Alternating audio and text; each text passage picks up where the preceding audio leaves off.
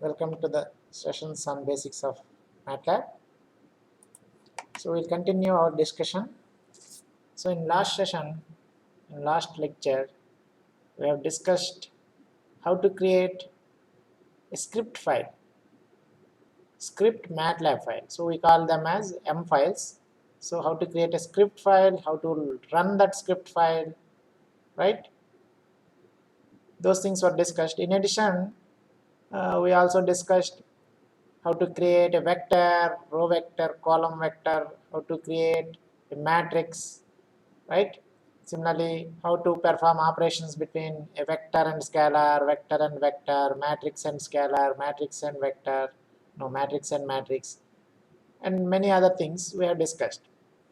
Now, before going to discuss about these functions, let me tell you one more feature in Matlab called sections.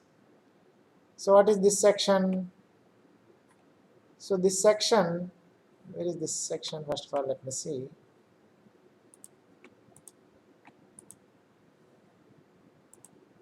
Yeah, section. It was there in this editor tab. So basically, when you are writing large scripts, right? Scripts with thousands of lines. Now, if you have some error somewhere, right? It will give the line number of the error. But if you want to see the changes, suppose you make changes in some part of your code and you want to run that particular part of the code and you want to see what type of result it is giving, then we have a feature in Matlab called section. So that means the code can be divided into sections, and then each of these sections can be run on your, means whenever you want that, when you want the section to run, you can run the section at the time. Or if you want to run the section one by one, you can run the sections that way. So let us create a section and let me run. Now let us create a section, right? First this one, let me create a section break. So up to here, this is one section now. Now we got one more section here. So okay, this is one section, section break, right? Now what we do is, in our next section, what we do is, I will show you how to use for loops in Python, right? That's all. Earlier we have discussed how to use this if else, if statements. Now we will see how to use for loop. Let us say n is 10. Now suppose you want to use for loop, it is very simple. Let me suppress the output also. For loop in Matlab is very simple. You simply use the keyword for. Then suppose you want an index I, you want the index to run from 1 to n. N is already 10. That's all. Then all the statements inside for should be between this for and end. Now let us say I want to simply print the value of I. That's all. I am just demonstrating the use of this for loop. That's all. Right? Now, okay, let me save it. Control S. I have saved this one. Now let us run this file section wise. Right? Suppose you want to run section wise. So you see, we are in this section. Let me run this section. You see, the output was odd and divisible by 3. So that means this section was not executed. That's why it was not printing this display. It was supposed to print 1 to 10 numbers, but it was not displayed because I have only executed, I have selected a section and I have executed this particular section. Now let us run this section. What happens? We will see. Run this section. Now it was printing numbers 1 to, if you see, 1 to 10 it was printing. So this is the idea of these sections. You can select a particular section and then you can run that section using this run section. It is different from this run. So if you click on this run, it will run the entire file. Now suppose you are in this section, you want to run all the sections. Simply click on run to end. Okay. Run to end. That's all. It will give all the output. You see here. So this is different. This is odd and divisible by 3 and it was giving all these values. Right. So this way you can run section wise or you can run the entire file You can run the entire file. You see, in this way here we are running the entire file. Okay, let me maximize and let me show you the. Let me show you. So you want to run entire file. So let me simply click run. So if else was running, you see, first add n divisible by 3, then these 10 numbers came, right? So this is the difference between run in advance and run to end, a run section, right? All these things. So this run section, run and advance is for breakpoints. Okay, I will not discuss about these breakpoints, but this is the idea of sections in Matlab, right? Now let us clear in the CLC. Let me close this file. Now we'll see how to use the other M file. What is the other M file? The other M file is called function M file. Now how to create a function M file? It is simple. You go to this new. See, it will ask you what type of file you want to create, script or function or class. There are many things. Let me create function. Let me click on function. Now when you click on function, it will give a template. You see, you can take arguments. These are the outputs. These are the inputs, right? Not necessarily use the same thing. You can change them also. Let us say not necessarily write everything. Let us say A1 and A2. You can take according to your convenience. You can write these are the inputs, and similarly these are the outputs. Let us say you want only one output. Let us say I don't want to return 2. I want to return out. Let us say you can change everything, right? Now let us say you want to find maximum of some 5 numbers. Let us say max numbers. So it is my max. So it is custom max. Let us say custom max. What are the inputs? Let us say 5 numbers: A3, A4, A3, A4, A5, A3, A4, A5. Let us say I want to return the maximum element. Let me call it as max, right? Or let me write C max. Okay. Now, what is this it was showing? Okay, we have not used so far. So these are comments. You can remove, or if you want, you can comment also. Computes maximum of 5 numbers, let us say. Now, let me write the code inside here. Let us say max was initialized to first argument A1, and I am suppressing the output. That's why I use this semicolon. Now, if n A2 is greater than max, then max equals to A2, else end. Similarly, if there is no need of these brackets also, even if A3 is greater than max equals to A3 end. If A4 is greater than max equals to A4 end. If A5 is greater than max equals to A5. So we have written a simple function to compute maximum of 5 numbers, right? Finally, what you want to return? You will return this one, whatever is there in max, that you will return. So let me suppress the output everywhere, otherwise it will give these kind of warnings. So now you see this function, this is the body of the function, this end is for this function. So the function will end here. These are the input arguments: A1, A2, A3, A4, A5. This is the output argument. That's all, right? Now let us. So first of all, we have created a function, but now we have to save this function. Now let us save. So you have to save the function with the function name. So what is your function name? C max. You have to save your function with your function name, C max. So we have created a function, we have saved. Now let us run this function simply. So it requires arguments. Let me give 3, or let me give 356 to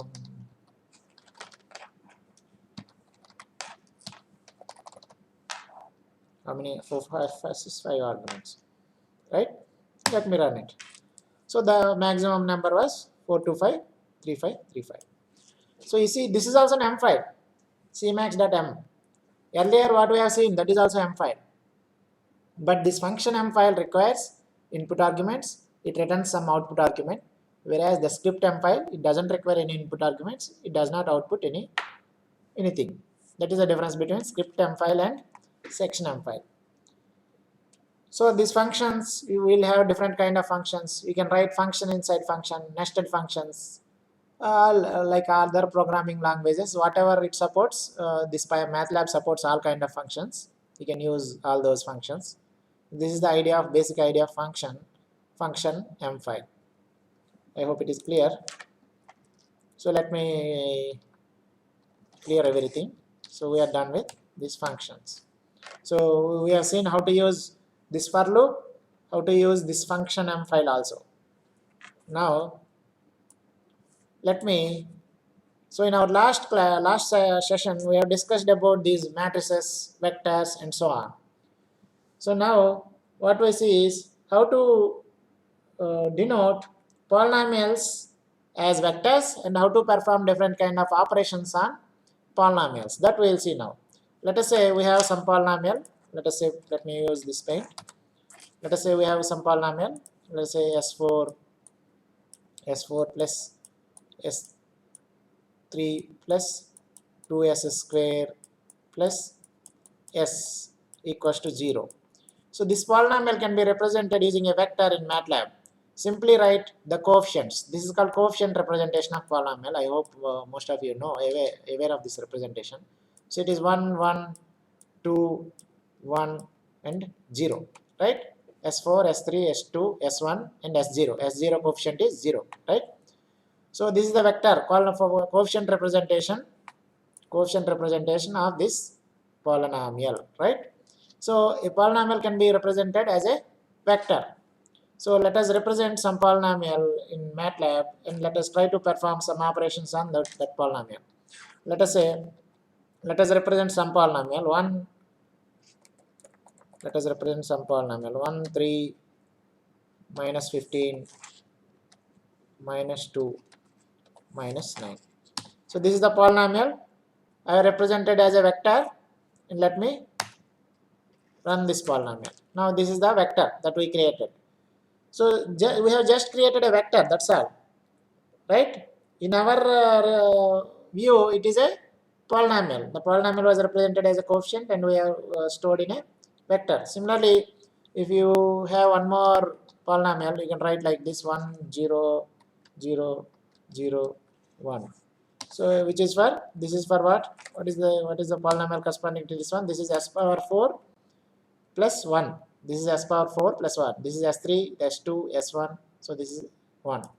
S power 4 plus 1. Now suppose we have a polynomial. You want to evaluate this polynomial at some point. How to evaluate this polynomial? Let us say s power 4 plus 1. You want to evaluate this polynomial at some point. So for that, we have a function called polynomial evaluation. Right? Polynomial evaluation.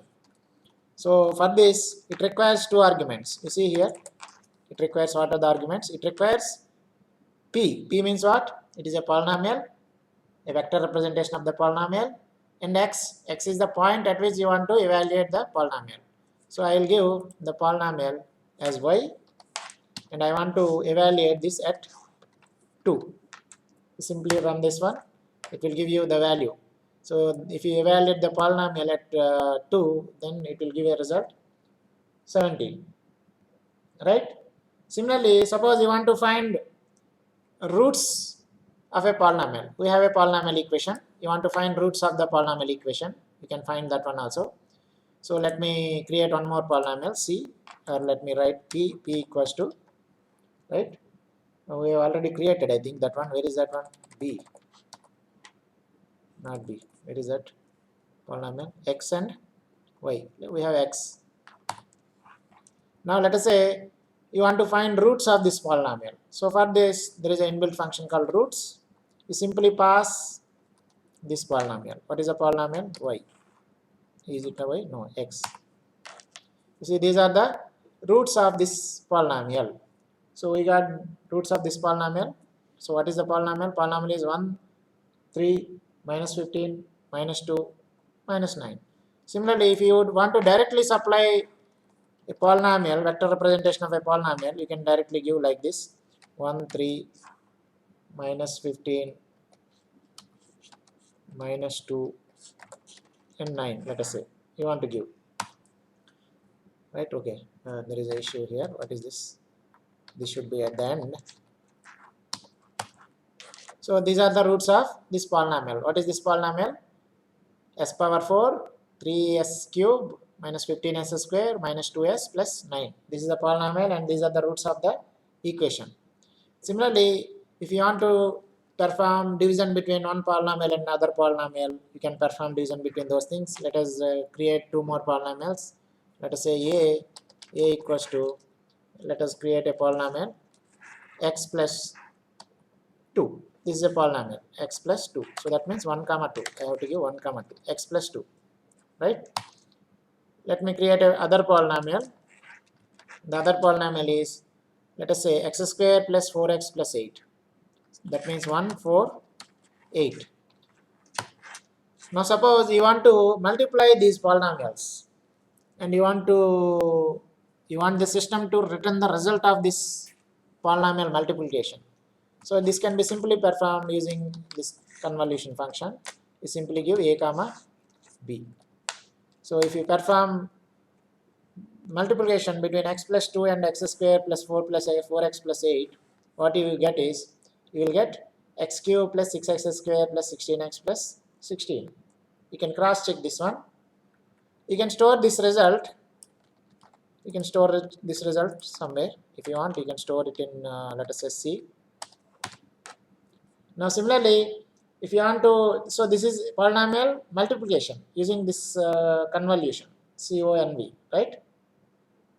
Similarly, if you want to perform division between these polynomials, this can be performed using one more operator called deconvolution. Deconvolution between, let us say, G comma C comma A. C comma A. So this is the deconvolution. The answer is 148. Right? What we have given? We have given 1, 2. This is the multiplication between x plus 2 and x square plus 4x plus 8. So this is the result. Now you are dividing this with x plus 2. So what you got? You got x square plus 4x plus 8. So this is multiplying two polynomials and then dividing two polynomials. So this entire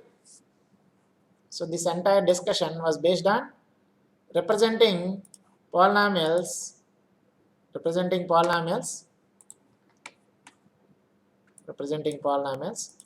in vector format, and we are able to perform all these operations. Now we have a question. Now can't we represent the polynomial as it is, and can we perform all these operations?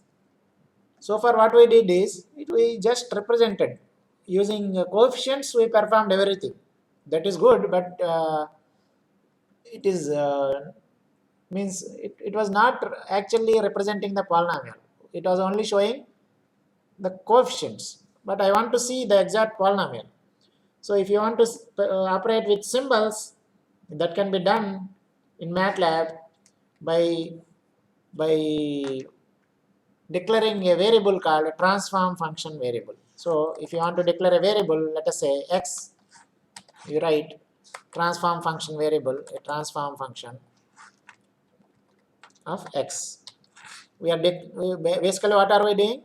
We are defining a variable symbol x. We are defining a symbol x. Character vector is not admitted properly. Yeah, it should be like this.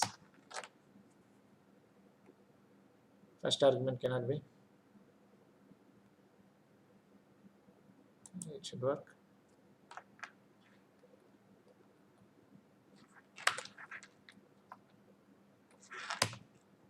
Yeah, it should be s. So we have defined a variable using this continuous time transfer function. We have defined a symbol. Now we'll try to operate with these symbols now, right? What is the variable name? Variable name is x, right? This is the symbol we created. Now let us try to create a polynomial. So let us say you want to create a polynomial. Now you can directly operate with this s. So if you want to create a polynomial s power 4, so that means you directly write s power 4, right, plus 3s cube. That means what? 3 times s cube plus, let us say, or minus 15s square, 15 times s square, right, minus 2 times s and plus 9. Let us represent everything using this polynomial. S is not recognizable, it should be x. X is our variable.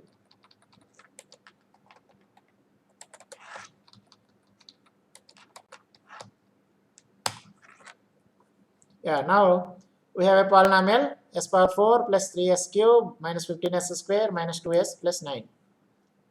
So don't worry about all these things, continuous transfer function and so on. It is like declaring a symbolic variable, now operating with the symbols, right? It is like operating with symbols. Now you see here we declared the symbol x using this transfer function. Otherwise what happens if you declare this using something else? Let us say y equals to 10. Y equals to 10. Now if you write the same thing, what will happen? It will not give the output as like this, s power 4 plus 3s cube. Now let us represent, write one more thing. Let us write this one, right? Now instead of x, let me give y. Now what happens, you see? Instead of x, if you use y, what happens? It will directly evaluate. It was not treating as symbol, it was treating as a variable and it was evaluating the value. See now what happens? The polynomial, it was evaluating and it is returning the value. But in this case, what happened? We have defined it as a symbol using this transform function, therefore it will act like a symbol. So that's why, although we have written this polynomial equals to x power 4 plus and so on, it was not asking for the value of x. Let us say you write one more thing here, you write z. Now if you write z, it will ask for value of z, otherwise it will throw some error. Z is not there, right? Z is not there. So if you write a polynomial like this, what it will get? It will, you see what happens? Unrecognized function or variable z. Z is not there. It was throwing some error. So in this case, it was throwing an error because z is not there. In this case, y is there, but it is evaluating the polynomial. But in this case, you see, it is different. It was treating it as a polynomial, like symbols. That's all. So now we have a polynomial. So let me again write this one. Let me overwrite. So now you see, this polynomial value is 1 by 1. It is like transfer function, right? Like you can open and you can cross check also these things. See what is all these things were there. Okay, so let me clear everything. So we have polynomial. Oh, I have. Okay, we have this one. No, it will not work. So let me create x equals to transfer function of s.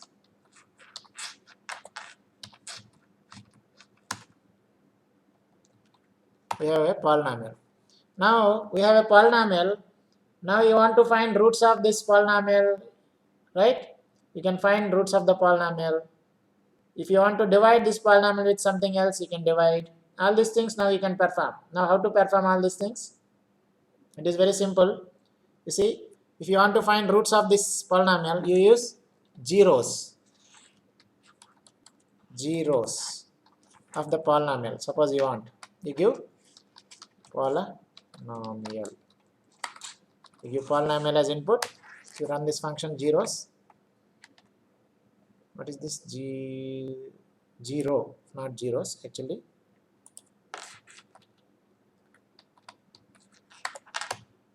So these are the roots of this polynomial.